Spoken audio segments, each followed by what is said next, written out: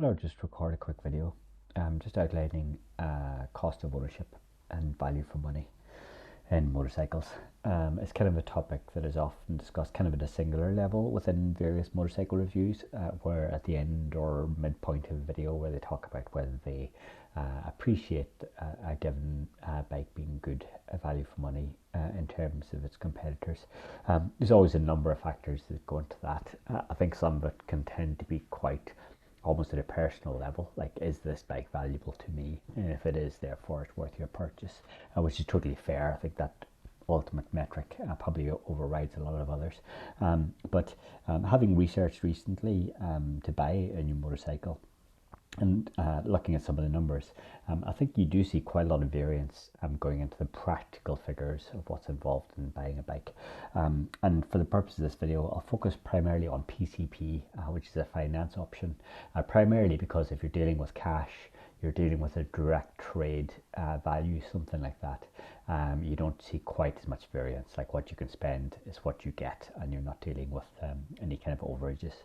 But when you get into PCP specifically, that's when it gets quite interesting. And I think quite a lot of people do avail of finance deals buying a purchase.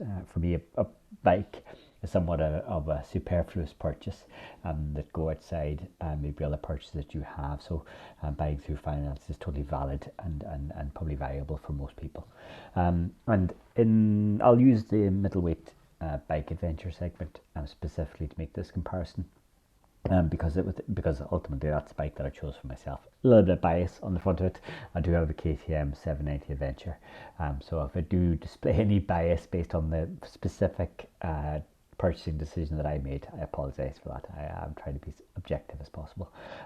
But within this comparison, I've got the Honda XL 750 Transalp, the KTM 790 Adventure, the new model for 2023-24, the Suzuki V-Strom, and the Yamaha 700 Tenere, which is usually within the middleweight adventure category, and this is often kind of this hotly contested thing of value, because they're priced lower than their competitors in the luxury market, if you like, or the bigger bike market. You see even more variance where some of those bikes well exceed, well into the 20,000, where money stops to matter almost to some extent for those specific buyers.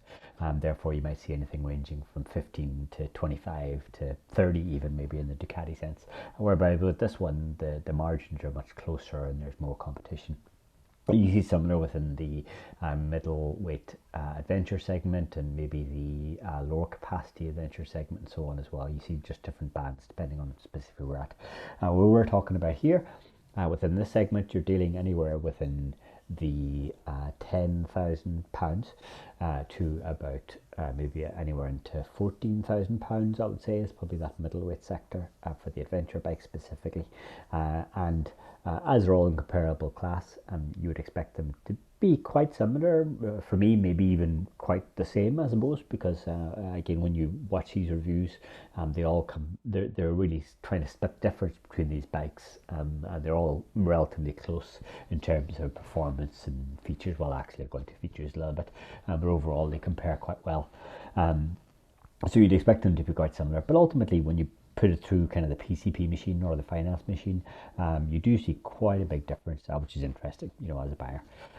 So for the Transalp, initially, if people understand what these figures are, ultimately you'll see within a PCP deal specifically, you get to choose your deposit and set each one to £1,000, which I think is kind of a reasonable deposit amount for most people. Repayment time, Honda choose 37. Usually this would be 36 months, which would be 3 years.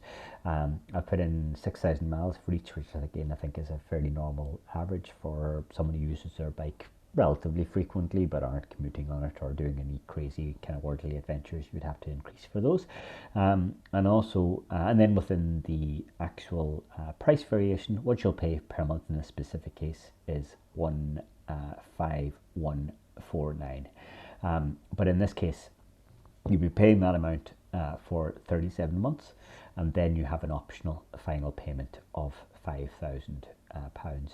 And one of the easier figures to take away from this, and the one that I would focus on, I would say, is this total amount payable. If you were to own the bike at the end of this term, with PCP, actually quite often people maybe aren't thinking that, maybe they're going to trade up or something like this.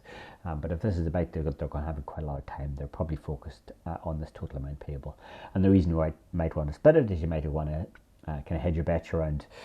Maybe you'll find a new finance deal at the point of those 36 months expiring, or it's quite easy to refinance in most cases, or you're saving up separately maybe for this specifically outside of a different set of interest rates, whatever the case may be. But overall you're intending to pay, therefore you'll be looking at this total amount payable. And for the Honda at stock, this comes to 11,531. But one thing I would note with that is that the Honda specifically doesn't come with any crash protection, and it's fairly basic from stock on electronics. So for me, if I was buying this bike specifically, I'd probably be looking at maybe not the rally pack, but something along those lines where you'd be adding a skid plate, probably is pretty mandatory.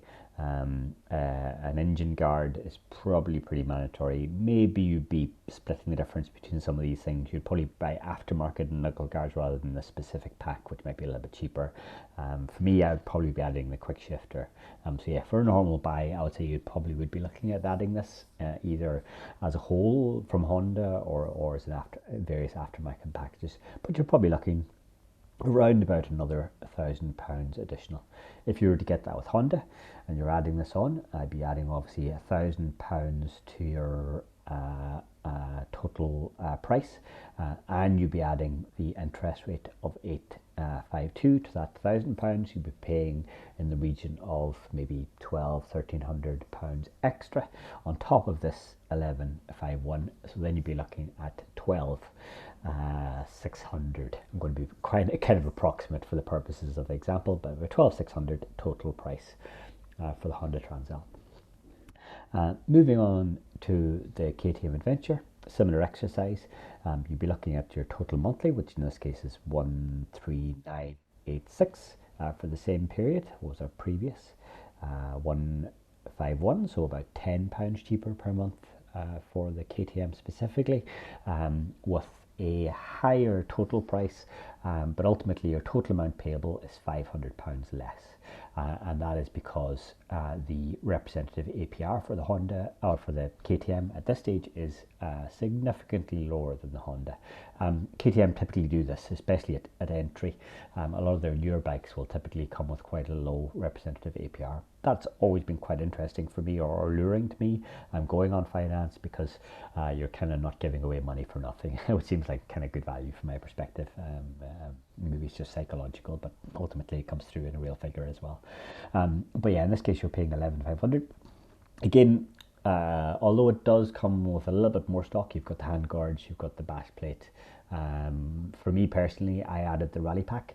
That at RRP, I got it for a little bit less in my specific case, but let's say at RRP is £950 from memory.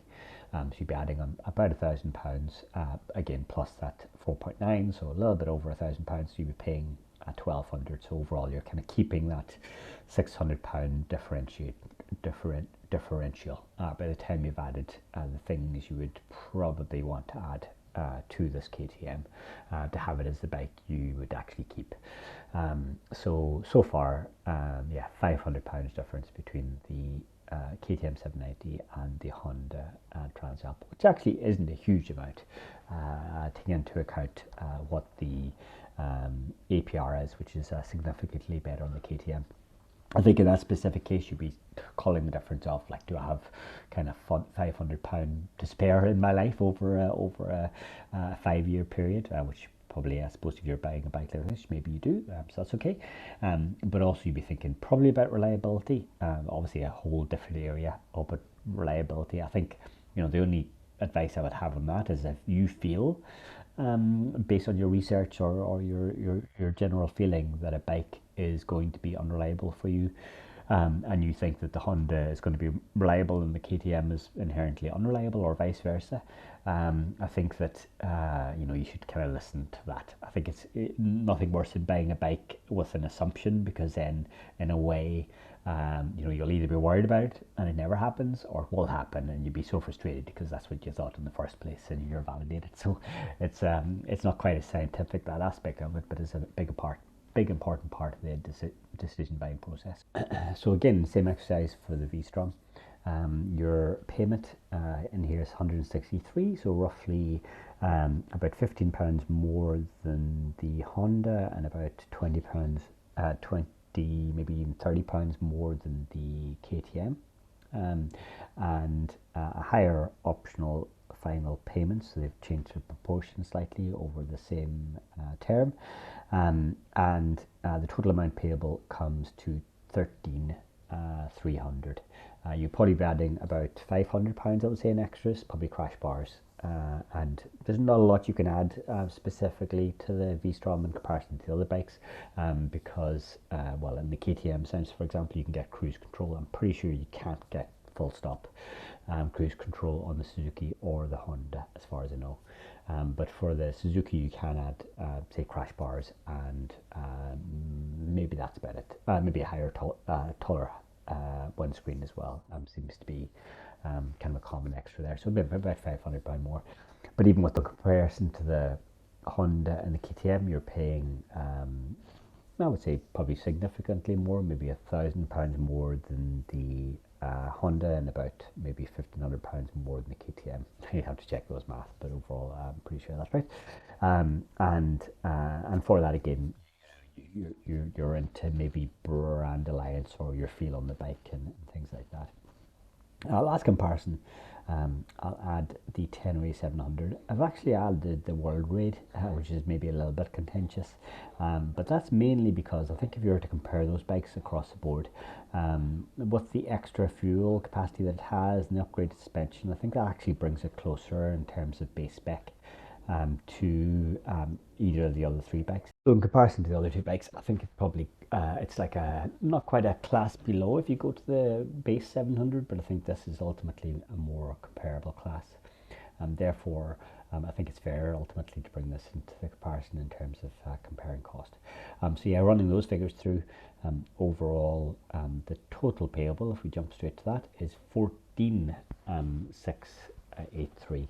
Which is more expensive again, maybe another over £1,000 again over the Suzuki, which was our more expensive option thus far, and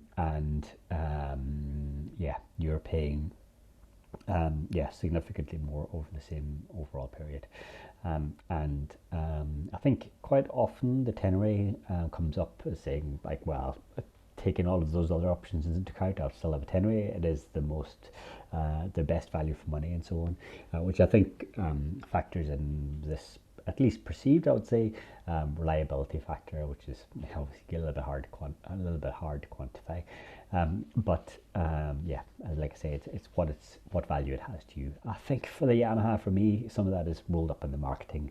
The type of people use the Yamaha, the Paul Torres effect, maybe things like that say, well, this is this indestructible do-it-all machine.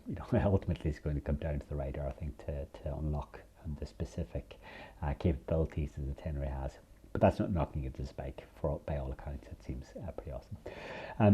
But yeah, ultimately more expensive. Definitely a Liga bug. I think in this territory, you might even be creeping up into the next segment of adventure bike, which might be a little bit more like your Honda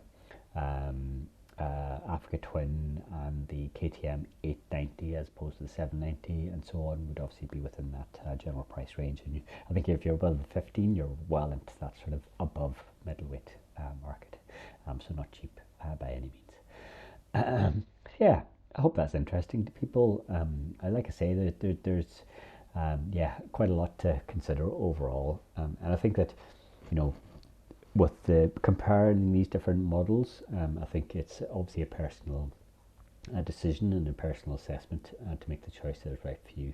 And but yeah, the quick takeaway is to make sure that when you're looking at these bikes, say in a review sense, or looking at videos specifically comparing them, and somebody says, oh, this is great value, and you want to make that purchase, still do your due diligence, still check these type of comparisons across the different ones that you might consider, and do the homework, because those statements don't always do the most up-to-date version of that narrative, and maybe these rates are changing significantly as it crosses into a new value. Maybe in your specific case you're able to get a trade-in value that is better than expected for a specific brand. That obviously takes a little bit more work overall, but if you're looking for kind of that reassurance of a bargain, ultimately you kind of have to work for it a little bit when you're doing these compares overall, and then hopefully that will lead you to the right choice. Thanks for listening. Take care.